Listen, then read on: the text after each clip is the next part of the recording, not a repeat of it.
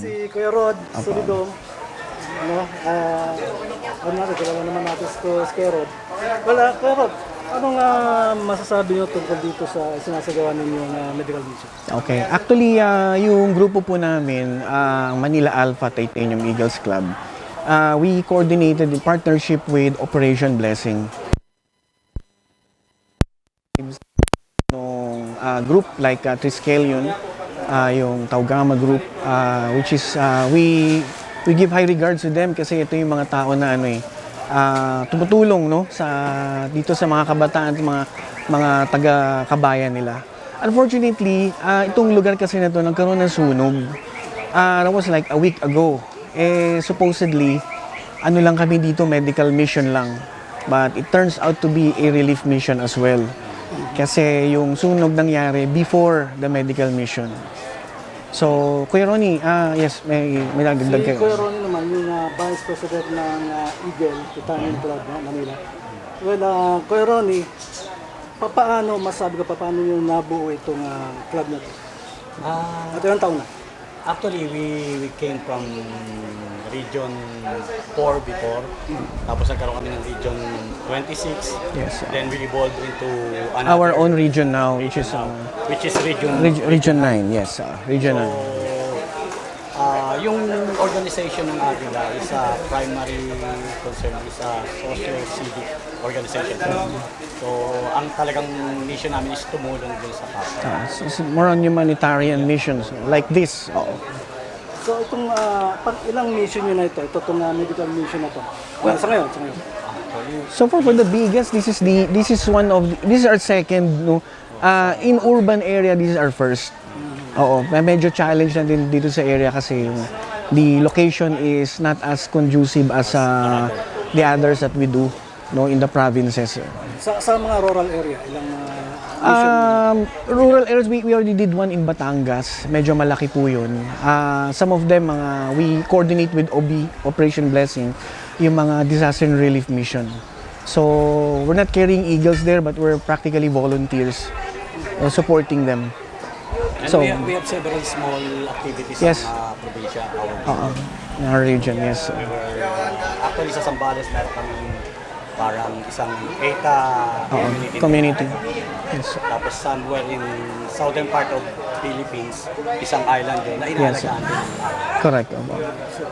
So sa ngayon, anong maaasahan sa ating organisasyon ng mamayang Pilipino? Okay. Tungkol po dito sa ginagawa po naming mission ngayon, yung medical mission, this is more of a relief mission din for them kasi matulungan po namin yung mga nasunugan. Kasi sila po yung mga walang-wala ngayon dahil hindi rin natin ina-expect, kasi it's a disaster in their lives. So, I think it's about time we have to help them out. In terms of kung anong maasahan po nila ngayon, we have our pharmacy, we have our doctors who's conducting the medical check-up. And we have meron kaming maliit na operation there for dental. Nagbubunot po ng ipin yung ating mga doktor. At meron din po tayong konting mga tuli para po sa mga bata. And optical, we also provide eyeglasses, reading glasses po para sa mga and the relief goods, which is gonna be distributed little bit part this morning.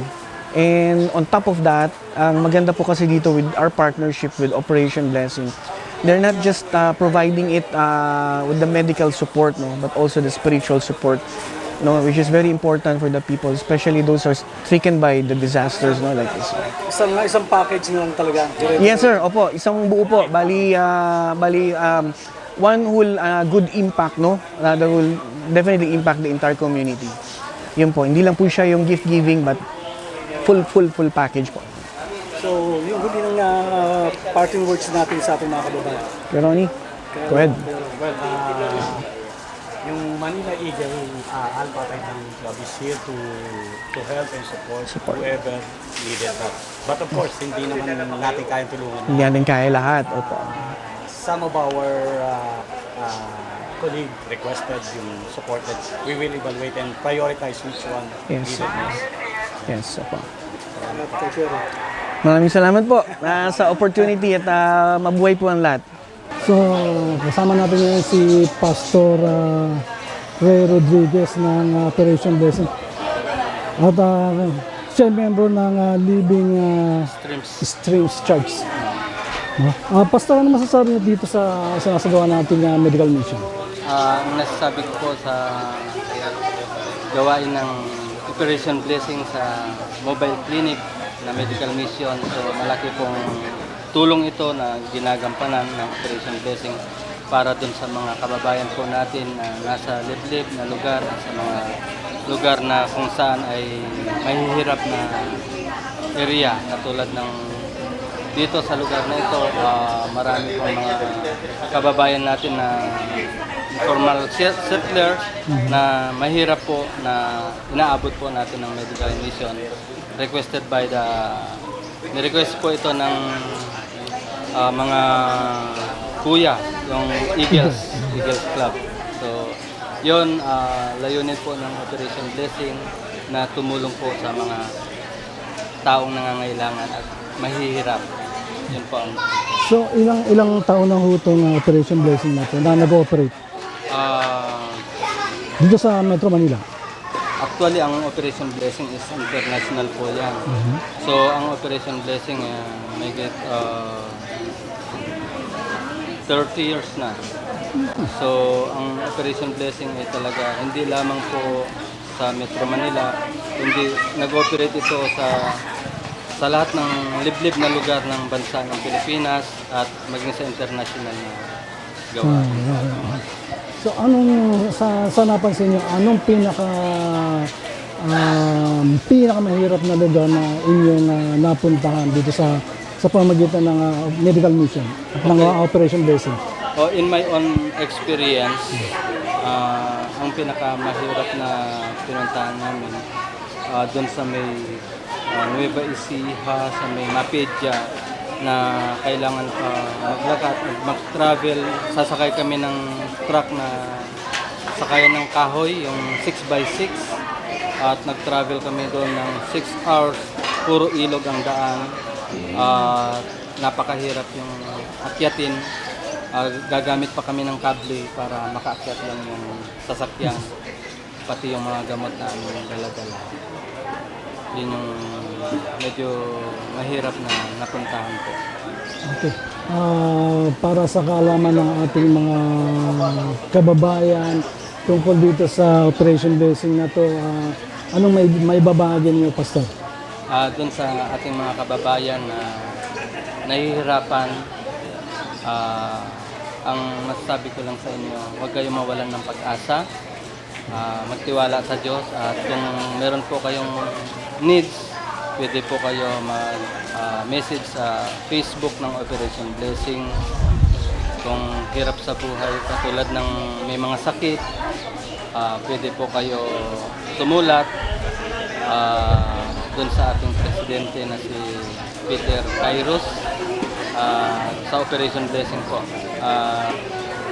Saka kung dun sa mga donors naman, kami ay nagpapasalamat dahil dun sa mga nagdo-donate, sa lahat ng mga donors, ay lahat ng mga sentimo ay nakakaabot yan.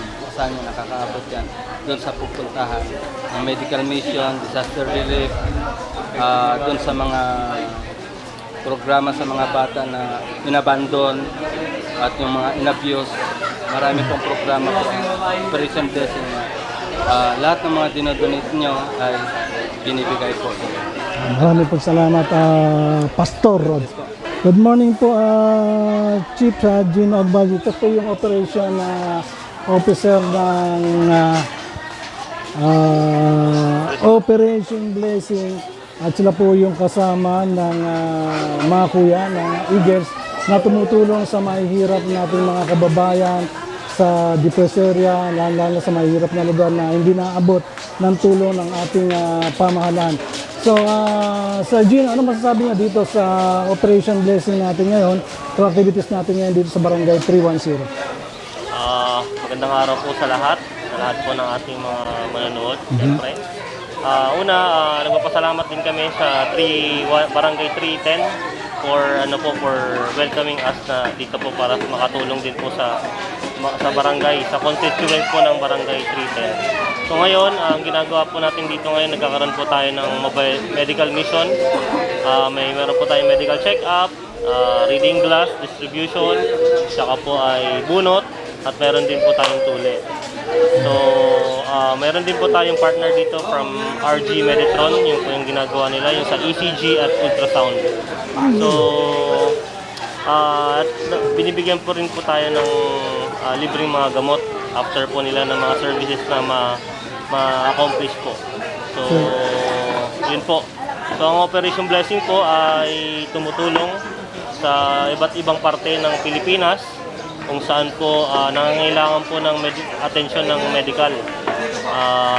Mayroon po kami sa Luzon, Visayas at Mindanao. So iba't ibang mga barangay po yung mga napupuntahan namin, bundok, o mapadagat man ito, o kailangan ng aeroplano. So pumupunta rin po kami doon. So ilang taon na po nag-ooperate itong ang ating Operation Blessing? Kami po ay 25 years na po kami. Praise the Lord na kami ay ayun, tumagal po ng ganoon.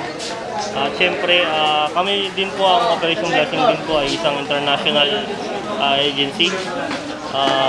So, nag-ooperate din po kami sa iba't ibang bansa. So, meron pong Operation Blessing International.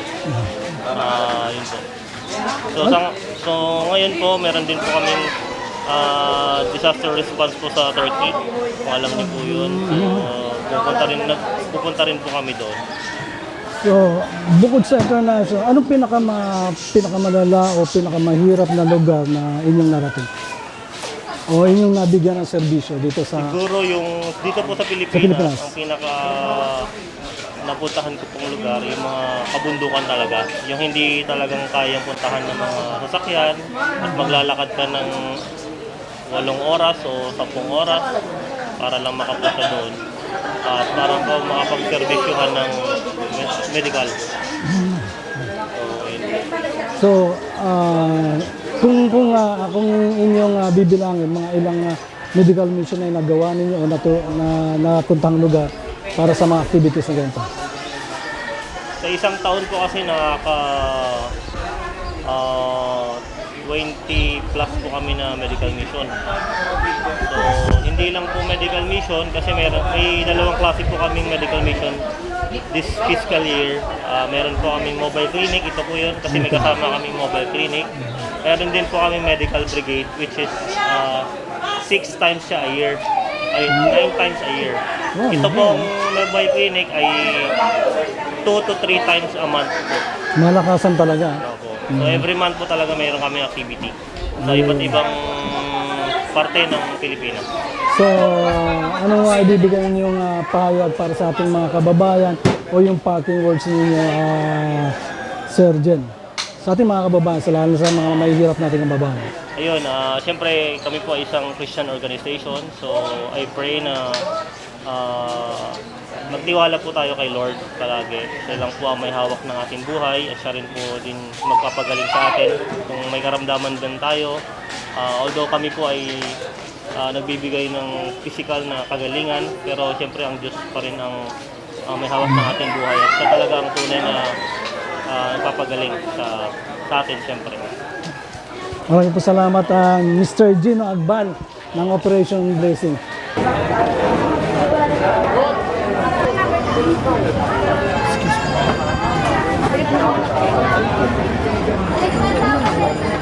Candy.